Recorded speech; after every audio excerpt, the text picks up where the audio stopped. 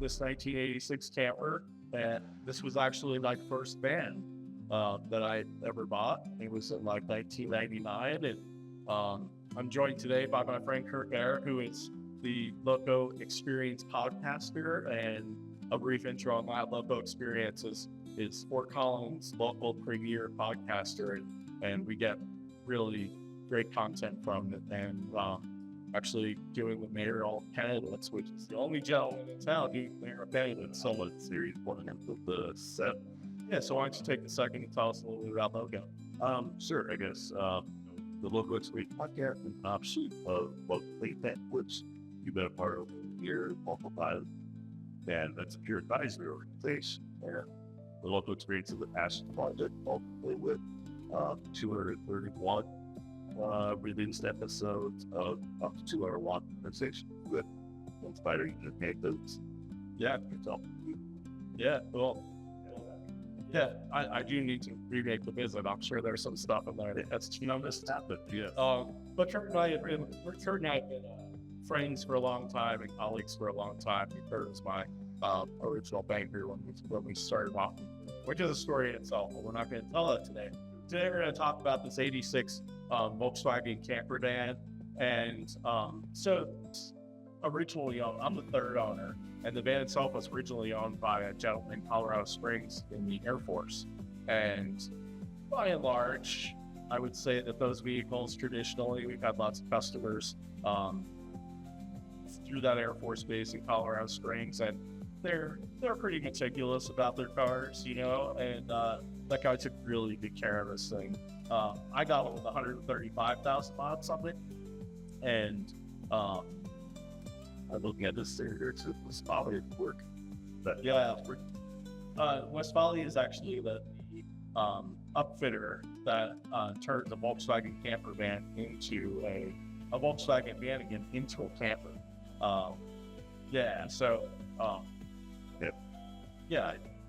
So pretty meticulous maintained, and then he sold to some younger kids. This was 1999. I was also a young gentleman back then, and they were hippies, and they owned it for a week and a half. That they drove it to Red Rocks, and if anybody is in the Vanagon world or is a Vanagon mechanic that's worked on these, we've all heard this story, and it's, well, the battery light came on. What could have possibly gone wrong? Well, a little bit of mechanicking in the world of Vanagon is once the battery light comes on, the belt is likely thrown and the water pump is not turning either. Within 5 miles, they melted the engine down. So here's this pristine van sitting on Mountain Avenue here in Fort Collins, and a big for sale sign on it. And you don't know what? I paid $1,200 for it. Yeah.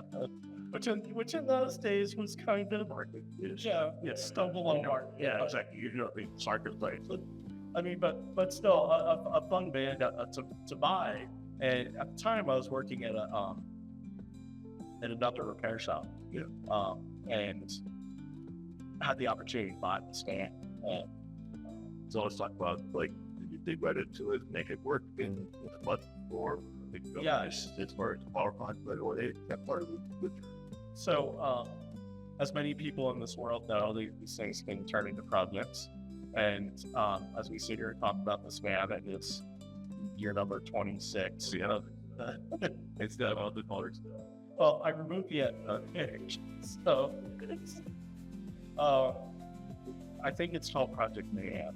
I think that's what they call it. I think it's you start one project, you get a little bit going, and then you start another, and then another. Well, and it's out there early. In fact, this one opened too far. Like, I've seen a lot of projects that get halfway. Yeah, and so it's actually it's still in pretty nice shape. It didn't spend a handful of years outside and a handful of years inside, but it's still pretty nice shape. And thankfully, it didn't get parted out. A lot of vans that hang around too long end up parting out a little bit. But it was my first, although at that point in time, it didn't really have much sentimental value. Yeah. If someone would come along and wanted this van and you could put it super rich and get a closet with it. Oh, yeah.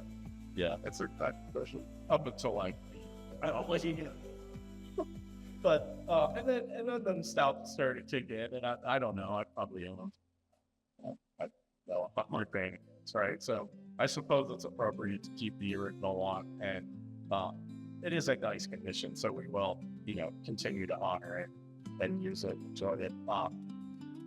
So you asked about the initial push on it to get it going. So yes, I bought it, and I worked at a repair shop, and the owner was a European auto repair shop. Or he's still a good friend of mine and still in business. And we were there fixing cars back in the late night, so together. And I was basically the mechanic / service advisor. So like as you're fixing cars, you're talking on the phone, some more. Yeah, that was the way things were done 26 years ago. Sure. But so the van itself on the weekend, and I was pulling the engine out because I needed to find an engine. Back then, 1999, the latest Vanagon was a 1991. So they were only 8 years old. Yeah. This thing was 13 years old when I bought it. It's 1986, and so used engines weren't as prominent as they are today. Right. Even the earliest of this model were. Yeah, right. Even the early stuff wasn't built. Yeah, it was this was the first year of this model at 13 years old. So I'm working on it on a weekend, and this guy comes out the corner. Is that your van? I said, it's fun. I'm super excited about it. I didn't know much about it, And he was from the church right by your office. There's a little church right there on the corner. And he says, well, somebody just donated a van to the church. Are you interested in buying that one too? And I was like, does it run? He's like, yeah, it runs. So I was like, well, yeah. That was with Kevin Wolf or Jason Pine. No, I don't know. Because they're the founders of most of that founding of public church was called that word. Church run. Yeah, I don't recall. And I think I was just a little bit excited about the idea of getting renovation for my van, right? So anyway, it comes around the corner, and it didn't sound great. The exhaust was off it, but nonetheless, he drove it to the shop. Almost so long for it. He's like, I think if we got $400 for it, we'd be the happiest could be. It was beat up. It was trashed, right? So I'm like, well, this makes my van run. Right. So I bought that van. And then it was a passenger van, so it wasn't a pop-top camper. So it's just like middle row seats and you're in passenger van. And put it on the air to go check the engine out. And I pulled my boss over and I said, hey, did you know they made these things in 4-wheel drive? I had no idea they made these things in 4-wheel drive. So it was a synchro passenger van, which is pretty rare. It's one of 9,000 of it. And lots of, including that one, have been parted out since. Well, when I say 9,000 were roughly 9,000 were importing states.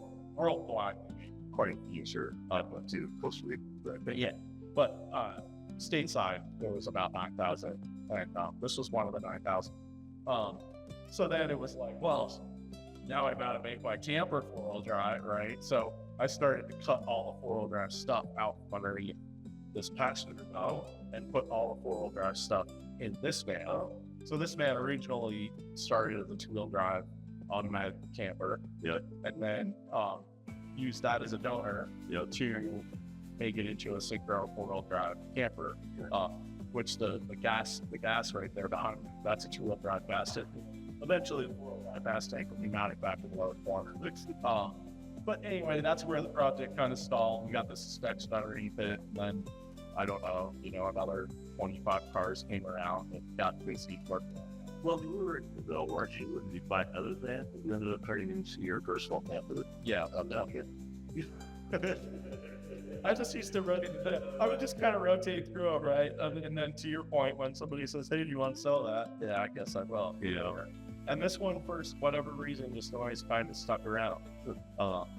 So yeah, it was a it was a fun story at the time. And it was fun to work on it, to realize that it does upgrade set of tires, which were actually gifted to me from a good customer of ours that moved across country, couldn't take them along with it. She was like, I think just about this.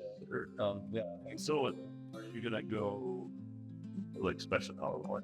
We'll make it Subaru power, and the 2.5 liter motor. Yep. And we brought it into our Not a turbo. no any turbos. No, I like it simple. You know, simple, reliable, and efficient. That's our mantra that we're going for. And you know, the Subaru 2.5 fits that all really well. So plenty of power. Brendan, some of your turbo, man. No, it's just it's you know, I want to go out in the middle of nowhere. I want to go out in the middle of nowhere and not worry about things, right? Turbo's just that complexity. So where are you gonna go with this? Where are you gonna do? You know, I probably won't be a paint body. It's really in pretty nice shape. Like the stripes, you know, the stripes are very 80s. Yeah, 80s, you know, anything with stripes is a little pretty. Yeah, the interior is all pretty nice and clean. We did put a canvas in it, a 3-window tech recently. But we're going to start accessorizing it. We're going to put an awning and bumpers on it, some of our interior components. And that's kind of why we brought it into the showroom here is to start the process. And we're going to document the process and try to keep the story alive as it goes through that transformation. And yeah, we're looking forward to it. It's going to be fun. Yeah. And then, so probably 90% or more will watch the video already know what West Valley conversion is, but maybe school would kind of just point out kind of what was standard, what was, you know, included optionally, that kind of stuff. Obviously with the stove and all that, it's British. I see a pulled up table there and all that gear. Yeah, so they started this in like 1984. So yeah, one of the cool features is you get kind of the living room feel when you rotate the front seat. Sure. And yeah, pop up there. It's pretty comfy. Place our place part table. That table actually works out, or actually, and that this one has all over 12 curtains that are all living to. This van does have an upgraded window from a 70s model. They call these depending on how you pronounce it, some people are going to be haters. Jalousie windows that have the awning style. Come on. I knew Curt was going to be the first to file on. Jalousie windows. Some people say jalousie windows. But yeah, between those are nice because you can get a fair amount of cross pulling of it. Like 1 miles a gallon.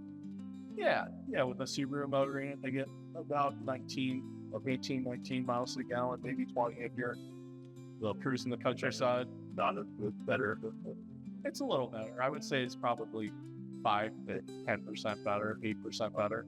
Were they fuel injected? The first fuel injected van came online in 1976, 74. So air cooled, yeah. So in 1974, they put it in production. So that means they were designing it in the 60s, right? So, and from 1974, they didn't modify it much for this. So this has 60s technology fuel injection essentially, whereas the Subaru has newer 90s technology. You know, so it's a more efficient engine, and it has it's a 16 valve overhead cam versus a 8 valve. It's just different technology. And we've had a lot of success. We've done probably between in-house conversions that we've done in our repair shop, as well as helping people through the DIY market. We've probably participated in about 1,000 conversions over time. Out of 9,000 West. That's maybe about well, there was 9,000 synchro passengers. no signals happen. Yeah. Okay. And we've shipped parts to Australia, we've shipped parts to Europe, we've shipped parts to Canada to help people with Subaru conversions. How many would you guess, like, how many Subaru were other people with other companies? Yeah, there's 2 main other competitors, and I would say they're probably similar volume. You know, there's probably the DIY, and then there's DIY crowd that just makes their own parts. Yeah, you know, so I don't know what the total number of Volkswagen vans with super motors and that run around. But yes, yeah, I'm sure AI will tell us that answer.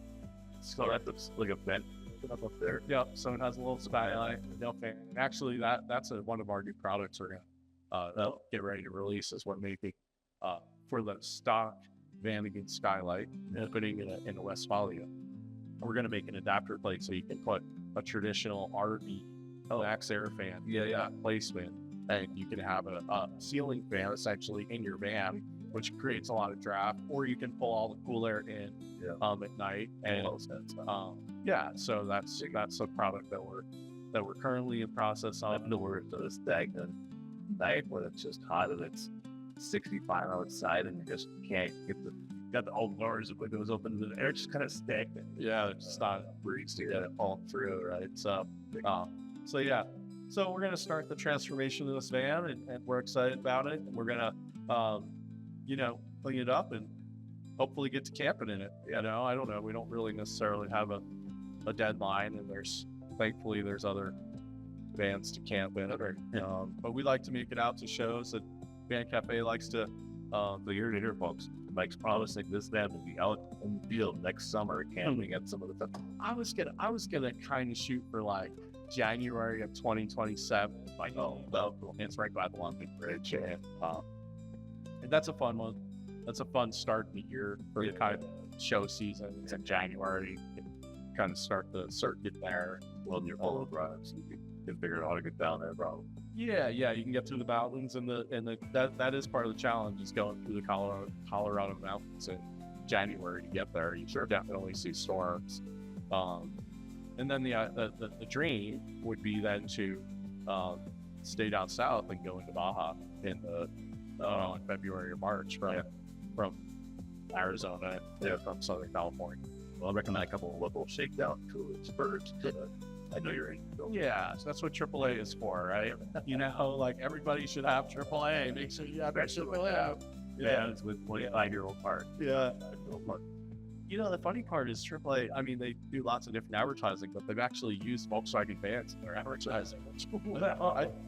I guess, right? As they should. I mean, it's probably one of their premium customers. Cool. But yes, I mean, driving older vans has its risks and challenges. But the other side of it is, I call it a little bit of a love-hate relationship, because when it's good, there's quite like, and when it's bad, you're making some witches and it's like, where you bring technology, don't like it's there. Yeah, you're not baking on the side of the road. So yeah, it's it's a good experience, and we're excited to help customers through the same process, and we hope that this video inspires people to work on their projects and bring them out. And I know lots of customers that mothballed their vans for 5 years and or more. In this case 25 years. And I definitely think you should dig into what it takes to roll that do good. Like, to me, that's got to be something that sounds more daunting to me than putting a different engine in, because people put different engines in all the time, right? But to actually make my two-wheel drive van full of that sounds like I'm too scared. Unless I had something. Yeah, you need your good friend. Then you got a good friend and a good welder. Benjamin Franklin. You need old Benji. You need the old Benjamin cannon, right? Start shooting some hundreds of these L4 Max vans. We are just down 4x4. It's possible, yes. And there's people that have done it. Certainly, there's lots of people. We've helped customers through that process of converting two-wheel drive vans into synchros.